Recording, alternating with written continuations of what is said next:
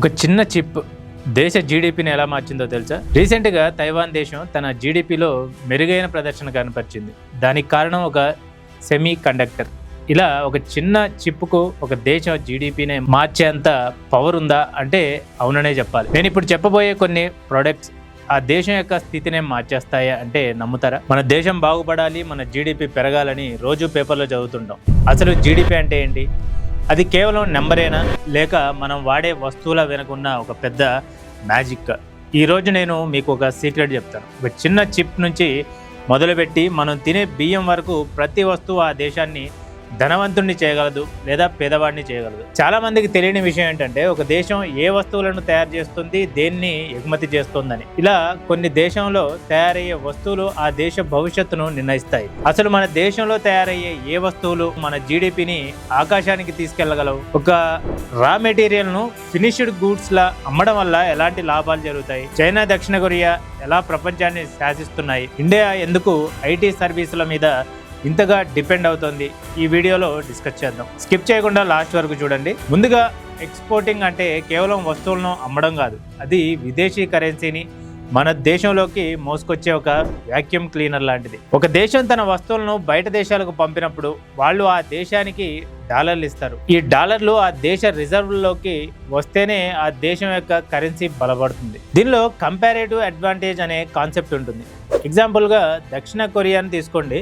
వాళ్ళు సెమీ కండక్టర్లు అంటే చిప్స్ తయారు చేయడంలో ఎక్స్పర్ట్స్. వాళ్ళు ఒక చిప్ని మిగతా దేశాల కంటే 20% చౌకగా, క్వాలిటీగా తయారు చేయగలరు. దీన్నే వాళ్ళు పట్టుకున్నారు. దీనివల్ల వాళ్ళకి కేవలం ఆ అమ్మకం నుండి కాకుండా ఆ చిప్ చుట్టూ తయారయ్యే వేల కోట్ల ఎకో సిస్టమ్ వల్ల జీడిపి భారీగా పెరుగుతుంది. ఫర్ ఎగ్జాంపుల్, ఉదాహరణకు క్రూడ్ ఆయిల్ మీద ఆధారపడితే ఆ దేశాల పరిస్థితి ఎలా మారుతుందో సౌదీ అరేబియా, కొన్ని గల్ఫ్ దేశాలను చూసి అర్థం చేసుకోవచ్చు. అంతా బాగా ఉండి ధరలు స్టేబుల్గా ఉంటే పర్లేదు, కానీ ఒకవేళ ధరలు తగ్గితే వాళ్ళ జీడిపి కూడా పడిపోతుంది. అందుకే ప్రతి దేశానికి ఎక్స్పోర్ట్ బాస్కెట్లో రకరకాల వస్తువులు ఉండడం చాలా ముఖ్యం. కానీ అలా అన్ని దేశాలకు అది పాసిబుల్ కాకపోవచ్చు. ఎకనామిక్స్లో వాల్యూ యాడెడ్ మ్యానుఫ్యాక్చరింగ్ అనే కాన్సెప్ట్ ఉంటుంది. ఇది చాలా ఇంపార్టెంట్ పాయింట్. దీన్ని గ్రాస్ వాల్యూ యాడెడ్, GVA అని కూడా అంటారు. ఒక చిన్న ఎగ్జాంపుల్ చెప్తాను. ఒక రైతు 1 కిలో రా కాటన్ అంటే దూదిని బయట దేశాలకు అమ్మితే అది కేవలం $1 మాత్రమే వస్తుంది. అదే దూదిని ఒక మిల్లుకి తీసుకెళ్లి దారంగా మార్చి అమ్మితే $3 వస్తాయి. అదే దారాన్ని ఒక ఫ్యాక్టరీలో డిజైనర్ షర్ట్గా అంటే ఒక ఫినిష్డ్ గూడ్స్ లా ఎక్స్పోర్ట్ చేస్తే $25 వస్తుంది అనుకుందాం. ఇక్కడ గమనించారా? ఆ $25 లాభం మన దేశంలోనే ఉండిపోతుంది. మనం కేవలం దూదిని అమ్ముకుంటే మిగిలేది $1 మాత్రమే. కానీ ఆ ప్రాసెసింగ్ అంతా మన దేశంలో జరిగితే ఎంతో మందికి ఉద్యోగాలు వస్తాయి. రోడ్లు, కరెంటు, లాజిస్టిక్స్ అన్నీ పెరుగుతాయి. దీనివల్ల దేశం మ్యాథమెటికల్గా రిచ్ అవుతుంది. అందుకే ఏ దేశమైనా కేవలం రా మెటీరియల్ అమ్మే దేశం నుండి ఫినిష్డ్ గూడ్స్ అంటే ఎలక్ట్రానిక్స్, ఆటోమొబైల్స్ తయారు చేసి ఎక్స్పోర్ట్ చేస్తే జీడిపిని పెంచే రియల్ ఇంజన్ అవుతుంది. ఈ 21వ శతాబ్దంలో అత్యంత లాభదాయకమైన ప్రొడక్ట్స్ మనం ముట్టుకోలేనివి. అవే services, software, financial services. America లాంటి దేశాలు ఇప్పుడు ఇదే రూట్లో ఉన్నాయి. వీళ్ళు వస్తువులను తయారు చేయడం కంటే ఆ వస్తువులను నడిపించే ఐడియాలు అమ్ముతున్నారు. ఇది చాలా స్కేలబుల్. అంటే ఎంత ఎక్కువ మంది తెలివైన వాళ్ళు ఉంటే అంత ఎక్కువ ఆదాయం వస్తుందని అర్థం. ఒక దేశ జీడిపి మార్చే శక్తి సాఫ్ట్వేర్ సర్వీస్ నుండి సోయాబీన్ గింజలకు ఉంది, లగ్జరీ కార్లకు ఉంది, ఒక కాటన్ ముక్కకు ఉంది, భూమిలో దొరికే గోల్డ్ నుండి ముడి చమురు వరకు ఉంది. ఇప్పుడు కొన్ని దేశాలు అలాగే వాటి జీడిపిలను మార్చే పవర్ ఉన్న మాస్టర్ ప్రొడక్ట్స్ డీటెయిల్స్ గురించి చూద్దాం. ప్రపంచ ఆర్థిక వ్యవస్థలో అగ్రగామిగా ఉన్న USA ప్రధానంగా హై వాల్యూ సర్వీసెస్, టెక్నాలజీ అలాగే ఫైనాన్షియల్ సర్వీసెస్ పై ఆధారపడి నడుస్తుంది. ఇక్కడ వస్తువుల కంటే మేధస్సు, ఇంటలెక్చువల్ ప్రాపర్టీ ముఖ్యం. గూగుల్, యాపిల్ వంటి కంపెనీలు సృష్టించే సాఫ్ట్వేర్ అలాగే పేటెంట్లు అమెరికాకు భారీ ఆదాయాన్ని తెచ్చిపెడుతున్నాయి. ఇక చైనా ప్రపంచానికే ఫ్యాక్టరీగా పిలువబడుతుంది. ఎలక్ట్రానిక్స్ అలాగే మ్యానుఫ్యాక్చరింగ్ రంగంలో చైనాకున్న పట్టు సామాన్యమైనది కాదు. భారీ స్థాయిలో వస్తువులను తక్కువ ధరకే ఉత్పత్తి చేసి ప్రపంచమంతటా ఎగుమతి చేయడం ద్వారా చైనా తన జీడిపిని 10 వంతులు పెంచుకుంది. జర్మనీ ఆర్థిక వ్యవస్థ మొత్తం క్వాలిటీ ఇంజనీరింగ్ మీద ఆధారపడి ఉంటుంది.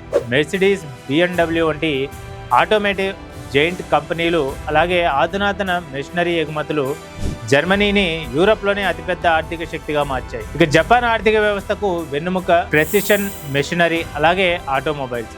రోబోటిక్, హై అండ్ ఎలక్ట్రానిక్స్ రంగంలో జపాన్ చూపే టెక్నాలజీ లీడర్షిప్ ఆ దేశాన్ని అగ్రగామిగా నిలబెట్టింది. ఇక మరోవైపు సౌదీ అరేబియా పెట్రోలియం, ఎనర్జీల రంగం మీద పూర్తిగా ఆధారపడింది. గ్లోబల్ ఆయిల్ ధరలు మారితే ఆ దేశ ఆదాయం మారుతుంది.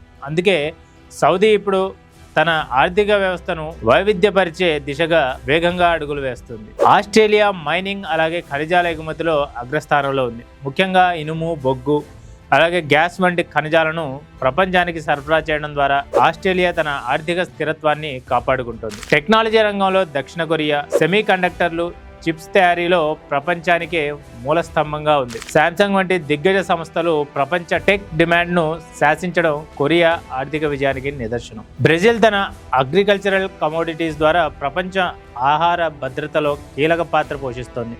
ముఖ్యంగా సోయాబీన్స్, మాంసం ఎగుమతులలో బ్రెజిల్ అగ్రగామిగా నిలుస్తూ భారీ ఎత్తున ఫారిన్ రిజర్వ్ ఆర్జిస్తోంది. ఇక కెనడా తన ఎనర్జీ అలాగే natural resources like oil, gas, timber ఎగుమతులపై ఆధారపడి తన అభివృద్ధిని కొనసాగిస్తుంది. చివరిగా ఇండియా ప్రపంచానికి ఒక ఐటీ అలాగే బిజినెస్ సర్వీసెస్ హబ్గా ఎదిగింది. సాఫ్ట్వేర్ డెవలప్మెంట్, కన్సల్టింగ్ అలాగే బిజినెస్ సపోర్ట్లో ఇండియా సృష్టిస్తున్న కనిపించని ఎగుమతులు మన జీడిపికి అత్యంత కీలకంగా మారాయి. ఈ వివరణ చూస్తుంటే ఒక విషయం స్పష్టమవుతుంది కదా, కొన్ని దేశాలు భూమిలో ఉన్న ఖనిజాలను నమ్ముకుంటే మరికొన్ని దేశాలు మనిషి మేధస్సుతో తయారయ్యే చిప్స్ అలాగే సాఫ్ట్వేర్లను నమ్ముకున్నాయి. మీరు ఏ దేశం యొక్క మోడల్ బెస్ట్ అని అనుకుంటున్నారు?